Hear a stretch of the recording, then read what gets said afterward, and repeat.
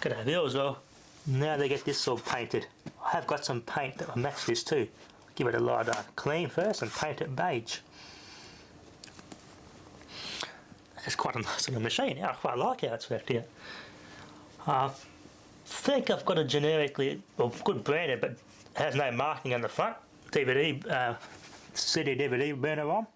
If I can get that one and paint that beige as well, because that way I don't have to risk covering up all this branding. The other one I've got, I think it's just got no branding. It's got embossing instead of printing. It's embossed into the plastic instead of a print like that. So I don't really want to paint over that. That just makes it look generic and crappy after it's painted. With an embossed one, it's engraved in the plastic. I can still see it as a brand and looks original. I'll try and exchange it for another one I got, a cider one. Not that one. Yeah, that doesn't have it either. But what I'm going to do is pull the LED out, just take all the plastic front off and just paint it all with that paint to make it beige. That'll match nicely. There is a beige card reader with a floppy inbuilt you can get, but yeah, it's a bit expensive. I just get an ordinary card reader, even if I get one that doesn't have any markings on the front, and just take the plastic off the front and paint that. Also, I'm getting some more meters in another fortnight. Some more SDs, some BAZs, MR Mark 1s. I reckon there's some older ones in this stash, so, and there's some Ferrantis, old Ferrantis at a Southern Service today, which I think they're going to pull out soon, within the next 2 weeks. The guy doesn't really want smart meters. Not that I really blame him, because the guys doing meter replacements now are actually very easy to deal with. They'll actually hold on to the meter for you, and you can actually get to keep the old ones, which is good. So I'll be hopefully I can get those Ferrantis if the the guy who owns that business that the Ferrantis are at and still in service, he really doesn't want smart meters. Like crazy, doesn't want smart meters. He just keeps telling the installers to go away, leave me alone. But if it does give in, I'm more than likely going to get those Ferrantis at this stage. I sure hope so. So yeah, more meters to come. Anyway.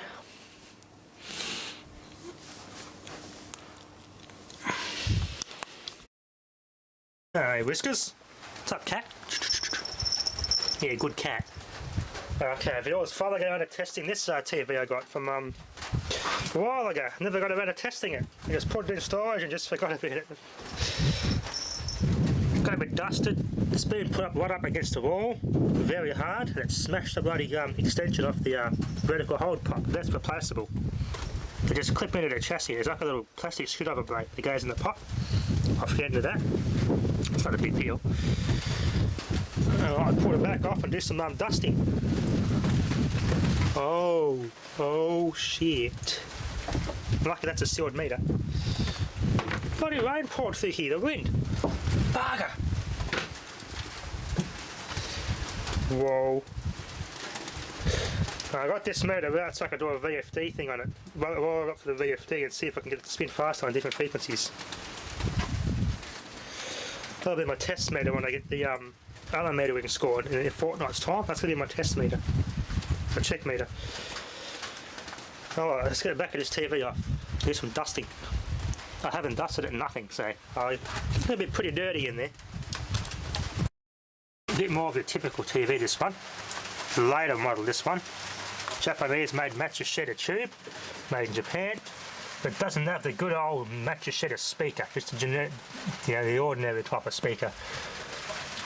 Space Age Products. Something Australia made the cabinet by Space Made. Oh, that's a company that made the cabinet. How good's that, eh? There was a lot of jobs around back then. They just bugger all, because all the 457s take all of our local jobs. Thanks to Chafter, the China-Australia Free Trade Agreement. Stupid arsehole government. Some neon, see, there's some neons as spark gaps. It's like a little neon light there, there's a spark gap. Really cool. Nice flyback. There's a 2 capacitors inside there as a tripler.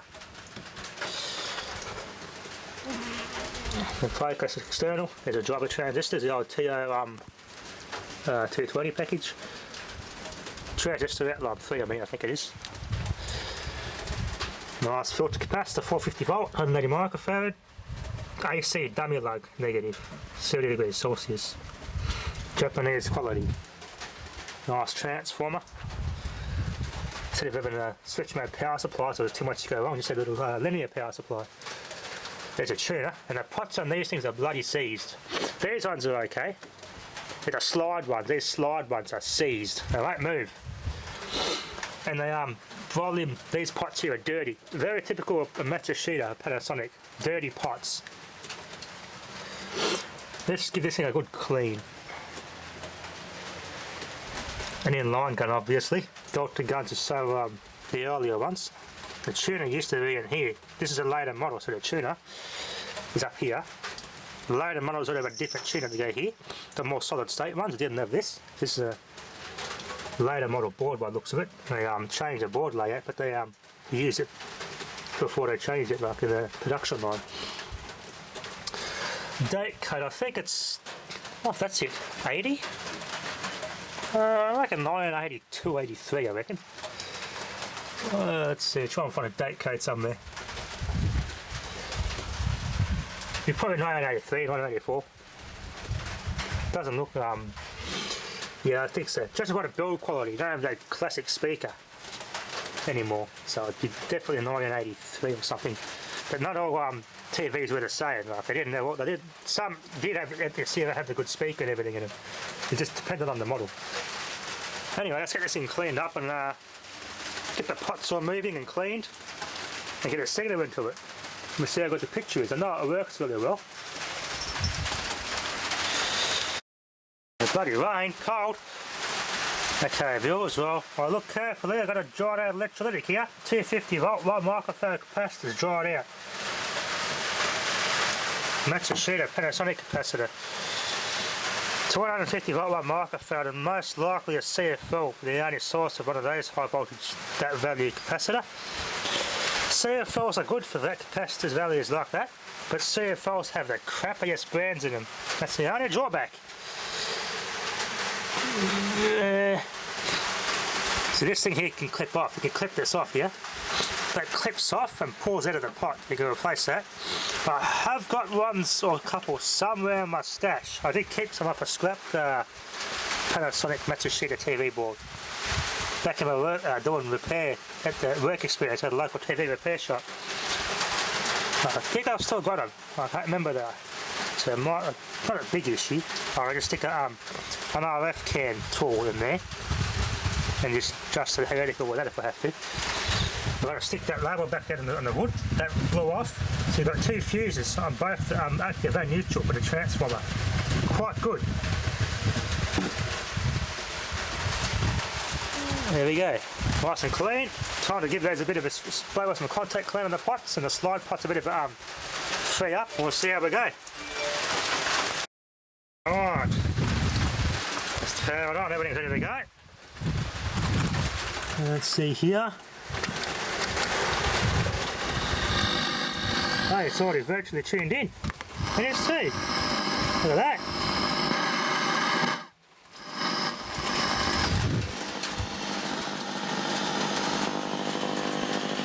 Nice glowing of those guns. Despite that cap not looking too healthy, it's got a good picture. Pots are freed up.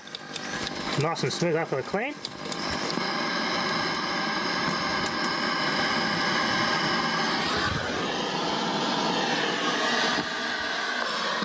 That explains it.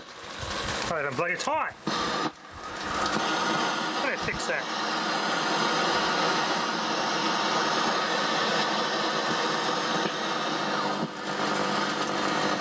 Ah, that's better.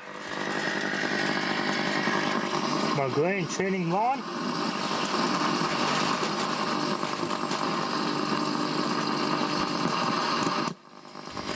Get the hard drive working on this thing. Watch one of my videos. I've got a heap of stuff on this hard drive now. I'll just find a video that doesn't infringe copyright and we'll get it playing. Man, They got colour. They had a bloody colour tone on the way down. Now looking at the speaker, it's actually a Matsushita speaker. Lighting camera, will you? Yeah, lighter. So, design must have been... Nice colour with everything turned upside out. No wear. Unique to Panasonic on the speaker. Nice The logo tree. there. Panasonic's original logo, the Matsushita logo. Looks kind of like the Mitsubishi logo, but it's not. The tune is made by Matsushita, as they all are in vintage TVs, because you watch a documentary about the television. It's not a nice sounding speaker. Very clean the screen up. Yeah, it actually was quite a good picture. in the old Matsushita. I didn't get his first, and I got to watch the documentary again, but it's an old... UHF Pro Vision. Yeah, it was like... So you VHF. With the UHF in here, see? The yellow switcher to this UHF here. One UHF only, no separate UHF tuner on this TV. Yeah, made Japan pretty much prosperous in the 70s. Matsushita Working very well. Industry. And in America, they took all the RCA's. Colour's working good. And everything. A bit dirty in the low and on the volume pot nice and cleaned up. And Get that clean up. Okay. really, so it's much better up to next. So that was on the speaker being the shit is Panasonic speaker to be good. Oh, make that's better. A pot's better now. Clean the right up. Speakers, it's a pity that none of this quality good picture. shit goes in the That's good. anymore. Matsushita Panasonic's now based in Beijing. Mainly all. A little bit of vintage smaller lanes, but that dust had to come out. I don't want that dust sitting on anything. In Japan anymore. It's just a fire hazard. A clean circuit boards are happy reliable circuit boards. Standby. That powers all the other circuitry, but I always use a main power button, so I leave it in the standby. I'll change that capacitor anyway. Joints in this TV. Even though it's working fine, I'll change it anyway. That's the colour driving part of the next board. I'm surprised. Well, they're up with fine anyway, so. It's the good old Canadian-made CIT, so. Pretty much everything's made by Matsushita. Bit of heat damage here, see, it's all shrunk off. If they made Panasonic over the years, it's plastic in some TVs. The veneer comes off the wood in some vintage TVs. Good design of speaker. Good, good bass response. Good bloody clean. You don't get that in TVs anymore. Anyway, trying to put it back together. Good old National Panacolor. Some of the best TVs back then. These and the Ranker ranges are some of the best TVs you could buy. Cabinet TV I've come up with. Nowadays it's pretty much only LG and Samsung. Plywood.